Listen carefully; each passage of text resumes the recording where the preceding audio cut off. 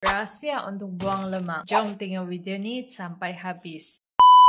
Sebelum tu, saya keluar video ni. Hai, saya Ning. Saya dah turun 15 kg 2 kali sebelum kahwin dan selepas bersalin. Ini testimoni saya. Kalau kita kurang makan, kita akan turun berat. Tapi mostly yang akan turun adalah otot kita. Kalau kita kurang makan, tapi banyakkan makan protein, kita akan turun berat. Dan yang akan hilang adalah lemak badan. Kalau kita kurang makan, banyakkan makan protein dan kita buat workout sekali, kita akan hilang lemak dan tambah otot sekali. Tu yang kita nak, hilang lemak dan bina otot. Kalau perempuan, jangan takut. Otot tu bukan buat kita nampak sado macam lelaki, tapi kita akan jadi lebih lean dan shape kita akan lebih cantik. So, Ning mencari 10 wanita yang Ning nak guide secara rapat. Cara permainan sihat, boleh ubah gaya hidup yang lebih sihat, boleh makan 5 kali sehari tanpa siksa bersenam, boleh turun 3 hingga 7 kg dalam sebulan. Kalau nak, boleh komen, saya nak, dan klik link di bio saya.